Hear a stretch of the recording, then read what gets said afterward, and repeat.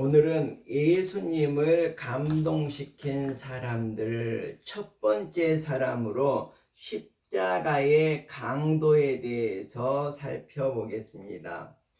성경 말씀은 누가복음 23장 42절에서 43절까지입니다. 이르되 예수여 당신의 나라에 임하실 때에 나를 기억하소서 하니 예수께서 이르시되 내가 진실로 내게 이르노니 오늘 내가 나와 함께 낙원에 있으리라 하시니라. 아멘. 아멘. 한 소매치기가 시장에서 이 경찰에게 붙잡혀서 끌려갔습니다. 경찰이 주머니를 뒤지다 보니까 낡은 성경책 하나가 나왔습니다. 경찰이 웃으면서 그 소매치기에게 이렇게 말했다고 합니다. 야, 소매치기도 성경을 읽냐? 그러자 그 소매치기가 이렇게 얘기했다고 합니다. 언젠가는 바르게 살고 싶어서 읽고 있습니다. 사람은 겉으로는 죄인처럼 보여도 마음 깊은 곳에는 항상 새롭게 살고 싶은 갈망이 존재하고 있다는 것을 보여주는 이러한 이야기입니다. 자, 오늘 우리는 성경 가운데 가장 놀랍고도 감동적인 장면 하나를 바라보게 됩니다. 오늘 본문의 배경은 피와 눈물과 고통이 있는 골고다 언덕의 십자가 상에서 일어난 이야기입니다. 자, 죽음을 기다리는 세 사람이 있습니다. 그 가운데 예수님이 계셨고 양쪽에는 두 강도가 매달려 있었습니다. 그들은 모든 같은 장소에 있었습니다. 그러나 두 사람의 강도의 여정은 완전히 달랐습니다. 한 사람은 끝까지 예수님을 조롱하고 멸망으로 들어갔다고 볼 수가 있고, 다른 한 사람은 예수님께 회개하며 오늘 내가 나와 함께 낙원에 있으리라는 구원의 약속을 받았습니다. 오늘 십자가상의 강도의 이야기가 바로 우리들의 이야기입니다. 우리는 모두 인생이라는 십자가 앞에 서 있는 사람들입니다. 누구나 죄와 고통과 정말 죽음의 문제 앞에 서 있을 수밖에 없습니다. 중요한 것은 그 상황 속에서 우리는 예수님을 어떻게 바라볼 수 있을까입니다. 오늘 이 시간 하나님께서 우리의 마음을 열어주셔서 십자가의 은혜를 깊이 깨닫는 시간이 되시기를 바랍니다. 자, 오늘 본문에서 말씀드렸듯이 십자가 앞에는 두 종류의 사람이 있었습니다. 그들은 둘 다 죄인이었습니다. 둘 다 죽음을 앞두고 있었고 둘 다 인생의 끝자락에 서 있었습니다. 그런데 그들의 반응은 완전히 달랐습니다. 오늘 본문 39절을 잠깐 보도록 하겠습니다. 달린 행악자 중 하나는 비방하여 이르되 내가 그리스도가 아니냐 너와 우리를 구원하라. 이 강도는 마지막 순간까지 이렇듯 예수님을 조롱했습니다. 정말 당신이 정말 하나님의 아들이라면 십자가에서 지금 내려가라. 그리고 나도 살려보라. 그는 끝까지 자기 중심적으로 이렇게 말하고 있습니다. 오늘날도 이런 사람들이 대부분입니다. 예수님을 믿는다고 말하지만 자기 욕심만 채우고 정말 문제 해결사 정도로 예수님을 생각하고 그렇게 기도하면서 복받기만을 원하면서 살아가는 사람들이 많다는 것입니다. 그러나 다른 편 강도는 어땠습니까? 자신의 죄를 인정하며 주여 당신의 나라에 임하실 때에 나를 기억하소서, 이렇게 말하고 있습니다. 이렇게 고백했습니다. 죽음 직전까지도 예수님을 메시아로 믿고 고백하는 말이었습니다. 예수님은 그에게 어떻게 말합니까? 오늘 너가 나와 함께 낙원에 있으리라고 저 천국을 약속해 주셨습니다. 마지막 순간에 진실한 회개와 믿음은 바로 예수님의 마음을 움직여서 구원의 은혜를 베풀어 주었던 것입니다. 자, 어느 마을에 유명한 도둑이 있었습니다. 그는 밤마다 남의 물건을 훔쳤다고 합니다. 그런데 이상하게도 도둑질을 하기 전에 날마다 하나님께 기도를 했다고 합니다. 어떤 기도를 했냐 그러면 오늘도 도둑질할 때 들키지 않게 해달라고 이렇게 기도를 했습니다. 어느 날 그 마을의 목사님이 그를 불렀습니다. 이렇게 말합니다. 너는 아직도 희망이 있다. 도둑질을 하면서도 하나님을 찾는 마음이 남아있기 때문이다. 자, 이 이야기를 듣고 이 도둑은 정말 회개하고 그 다음에 열심히 일해서 가난한 사람들을 돕는 사람으로 변화되었다고 합니다. 하나님은 죄인의 마지막 양심과 회개의 가능성을 포기하지 않으신다는 교훈입니다. 우리 사람의 마음속에는 양심이라는 것이 있습니다. 바로 하나님께서 인간을 창조하실 때 우리 마음속에 담아준 것입니다. 그래서 우리는 이 세상을 살아갈 때에 양심을 갖고 살아간다면 결국은 하나님을 찾을 수밖에 없도록 되었습니다. 그리고 우리가 양심을 의지한다면 바로 하나님께 구원을 받을 수 있는 그 길을 갈 수밖에 없다는 것입니다. 예수님은 정말 우리들을 언제나 기다리고 계시고 이 양심으로써 예수님을 알아가기를 말합니다. 십자가의 강도는 예수님을 향해서 이렇게 말하고 있습니다. 우리는 우리가 행한 일에 상당한 정말 보응을 받는 것이니 당연하거니와 이 사람이 행한 것은 옳지 않은 것이 하나도 없느니라, 이렇게 말하고 있습니다. 무슨 뜻입니까? 이 말은 곧 나는 죄인입니다. 나는 심판을 받아 마땅합니다. 그러나 예수님은 죄 없으신 분인데 십자가에서 이런 고통을 당하고 있습니다. 이러한 고백입니다. 하나님 앞에서 자기 죄를 인정하고 정말 이 강도는 예수님께 은혜를 받았습니다. 그러나 교만한 사람은 절대로 은혜를 받을 수 없다는 것을 그 다른 강도의 모습에서 우리가 찾아볼 수가 있습니다. 자, 이 강도처럼 하나님은 겸손히 회개하는 자를 결코 예면하시지 않습니다.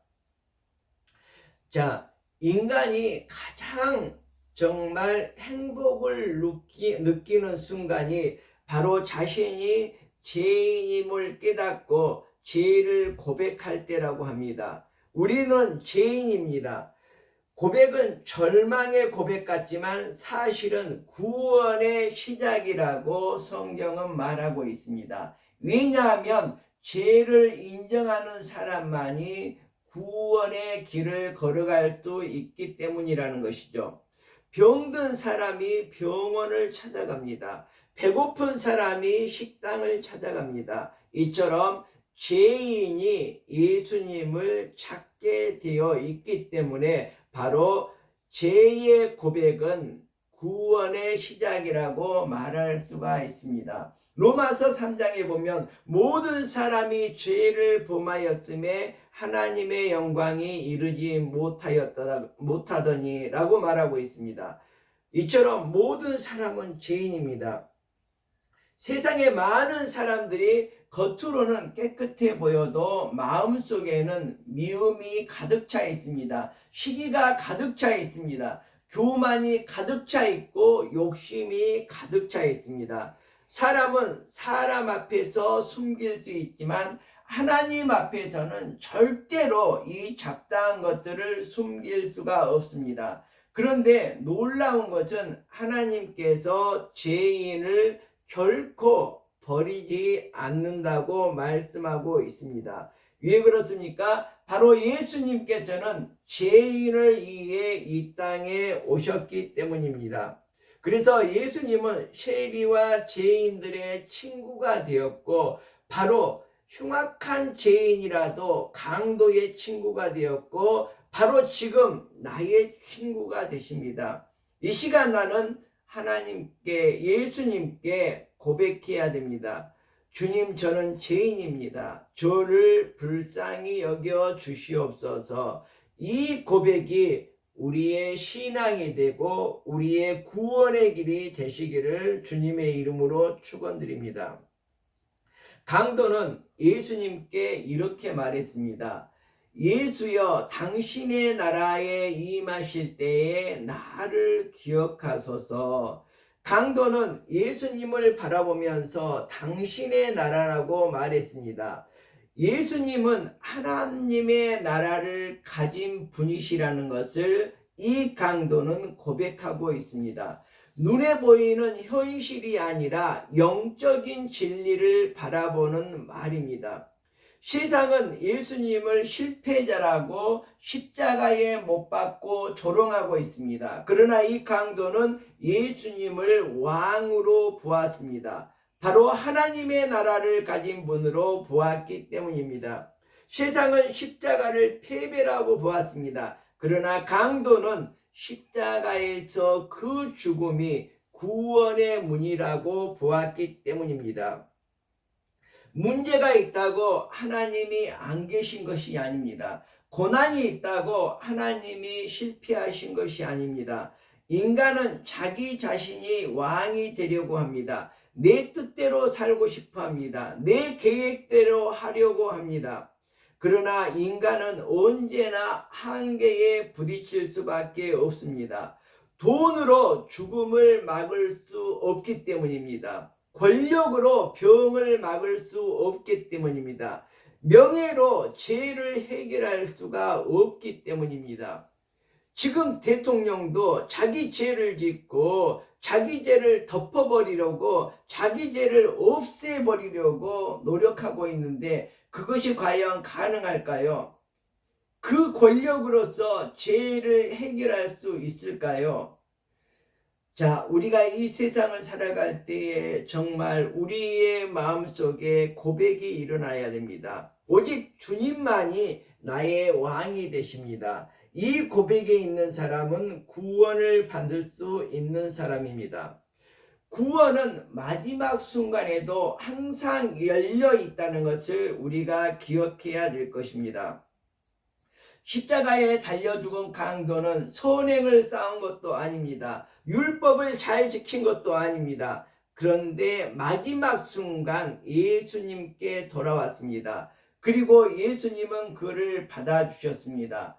오늘 너가 나와 함께 낙원에 있으리라. 얼마나 놀랍고 은혜로운 말씀입니다.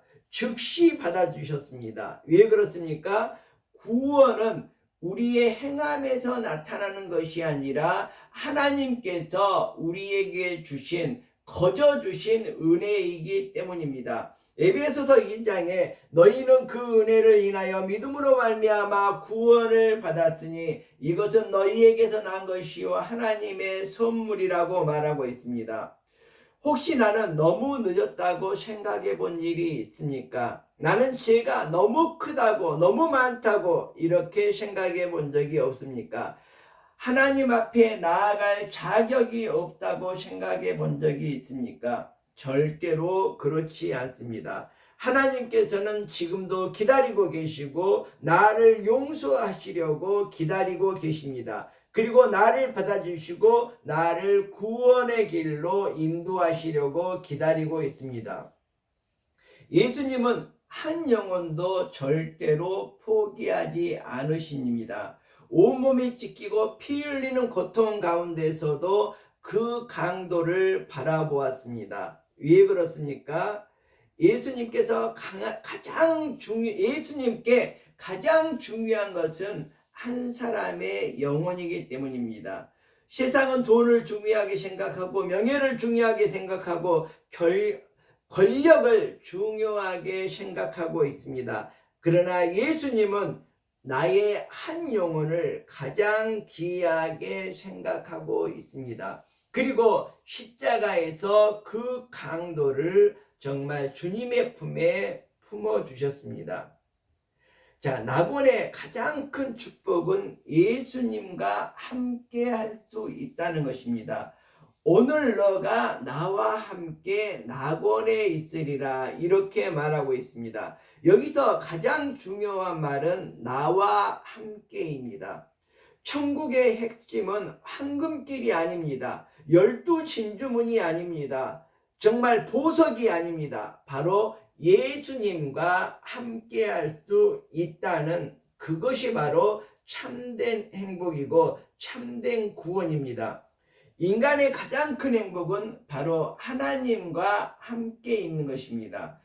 아담과 하와가 에덴 동산에서 쫓겨난 이유는 무엇입니까? 바로 하나님과의 관계가 끊어졌기 때문입니다.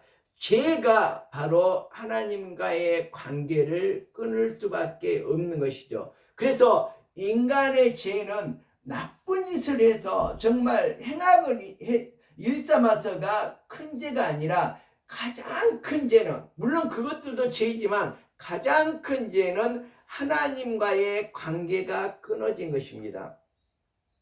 자, 이 관계를 어떻게 회복할 수 있습니까? 바로 십자가의 보혈로 우리의 죄를 씻겨질 때 우리가 바로 하나님과의 관계를 회복할 수 있습니다.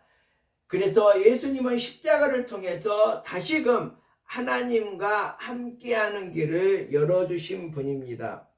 오늘 우리는 십자가 이의 두 강도를 바라보았습니다. 한 사람은 끝까지 예수님을 거부했고 다른 한 사람은 예수님께 돌아왔습니다. 그리고 그날 낙원을 약속받았습니다.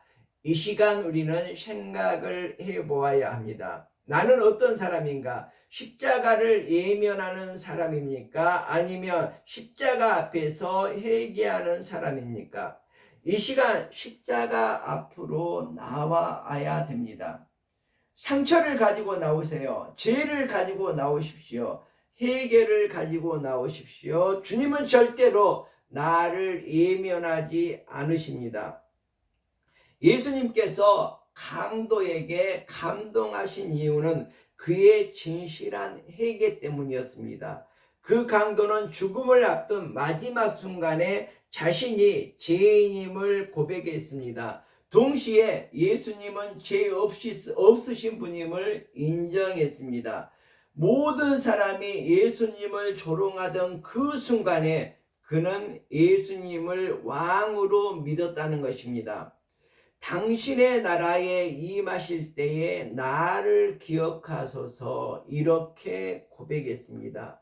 이 고백이 예수님을 감동시켰습니다. 그래서 오늘은 예수님을 감동시킨 사람들 첫 번째로 십자가 이의 강도를 보았습니다.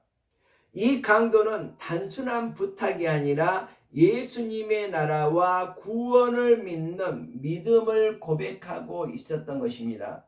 그는 자신의 힘이나 공로가 아니라 오직 예수님의 은혜만을 붙들었습니다. 예수님은 끝까지 자신을 바라보는 믿음을 귀하게 보셨고 구원의 은혜를 허락하셨습니다. 저는 감히 이 강도를 생각할 때 피치 못할 사정이 있었다고 생각을 합니다. 우리가 배너 영화를 볼 때도 배너가 죄가 없음에도 불구하고 정말 죄인으로 몰려서 정말 노예의 삶, 정말 전쟁터에서 노예로 노를 젓는 그러한 삶을 살아가는 것을 볼 수가 있습니다. 그는 죽을 수밖에 없고 정말 죄인으로서 평생 노예로 살아갈 수밖에 없었지만 바로 주님의 은혜로 다시금 회복하는 것을 보게 됩니다. 이처럼 이 강도도 피치 못할 사정으로 인해서 다른 사람에게 해를 끼치고 회개하지 않았을까, 이런 생각을 해봅니다. 그리고 바로 구원의 믿음을 고백할 수 있었던 그 힘이 거기에서, 양심에서 나왔다고 저는 생각을 합니다. 바로 예수님의 은혜만을 붙드는 여러분들이 되시기를 바랍니다. 끝까지 정말 주님을 바라보는 믿음을 가지시기를 축원드립니다. 오늘 본문을 다시 한번 읽어보겠습니다. 내가 진실로 너에게 이르노니 오늘 너가 나와 함께 낙원에 있으리라.